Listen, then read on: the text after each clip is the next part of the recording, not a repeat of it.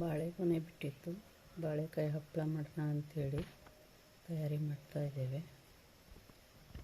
ಬಾಳೆಕಾಯನ್ನು ಈ ಥರ ನೀರಲ್ಲಿ ಕುದಿಲಿಕ್ಕೆ ಇಡಬೇಕು. ಬಾಳೆಕಾಯಿ ಬೇಯಿಸ್ಕೋಬೇಕು. ಬೇಯಿಸಿದ ಮೇಲೆ ಈ ಥರ ಆಗುತ್ತೆ. ಇದು ಬೆಂದ ಬಾಳೆಕಾಯಿ. ನಂತರ ಇದನ್ನು ಸಿಪ್ಪೆ ತೆಗಿತೇವೆ. ಈ ಥರ ಬೆಂದಿರೋ ಬಾಳೆಕಾಯನ್ನು ಸಸಾರಕ್ಕೆ ಬಿಡಿಸ್ಲಿಕ್ಕೆ ಬರ್ತದೆ.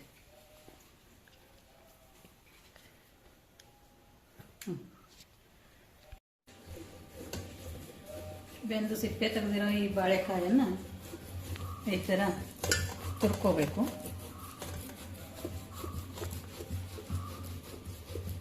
ನೋಡಿ ಈ ಥರ ಆಗುತ್ತೆ. ಬಾಳೆಕಾಯನ್ನು ಮಿಕ್ಸಿ ಪಾತ್ರೆಗೆ ಹಾಕಿ ಸ್ವಲ್ಪ ನೀರು ಹಾಕಬೇಕು. ಆಮೇಲೆ ಒಂದು ಪಾತ್ರಕ್ಕೆ ಒಂದು ಜಾರಿಗೆ 2 ಸೂಜಿ ಮೆಣಸು ಅಥವಾ 3 ಸೂಜಿ ಮೆಣಸು ಹಾಕಬೇಕು. ಸ್ವಲ್ಪ ನೀರು ಹಾಕಿ ನುಣ್ಣಗೆ ರುಬ್ಬಬೇಕು.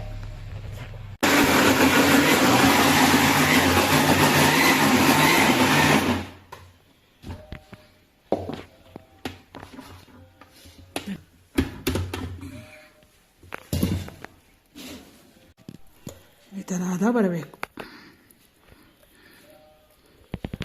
ನುಣ್ಣಗೆ ರುಬ್ಬಬೇಕು. ಆಮೇಲೆ ಎಷ್ಟು ನಾವು ಬಾಳೆಕಾಯಿಯನ್ನು ತುರ್ಕೊಂಡಿದ್ದು ಬೀಸಿದೆವೋ ಅಷ್ಟು ಒಂದೇ ಪಾತ್ರಕ್ಕೆ ಹಾಕಿ ಆಮೇಲೆ ಉಪ್ಪು ಹಾಕಿ ಕಲಸಿಕೊಂಡು ಚೆನ್ನಾಗಿ ಪ್ಲಾಸ್ಟಿಕ್ ಶೀಟಿನ ಮೇಲೆ ಒಂದು ಅಳತೆ ಪ್ರಕಾರದಂತೆ ಇದಕ್ಕೆ ಓಂಕಾಳು, ಎಳ್ಳು,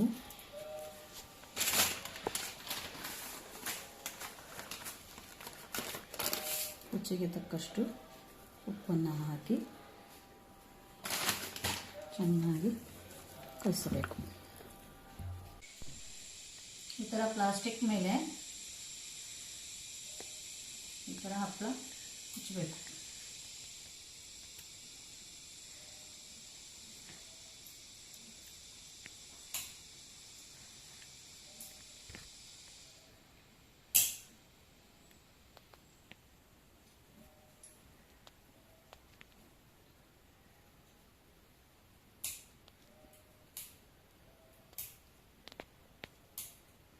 ಈ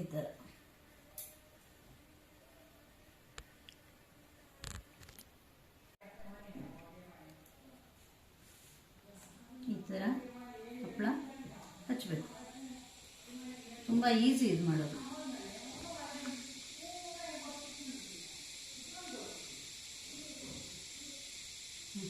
ಇದೇ ಥರ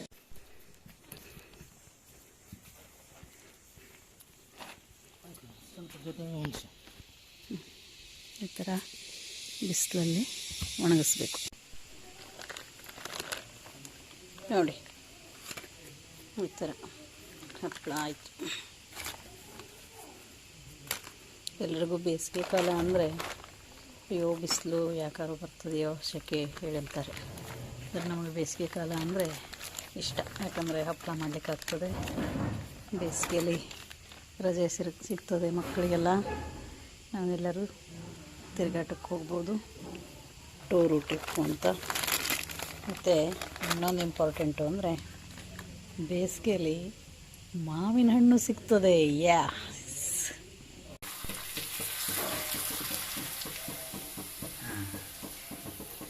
ಸೂಪರ್ ರೆಡಿ. ಬಾಳೆಕಾಯಿ ಹಪ್ಪಳ ರೆಡಿ.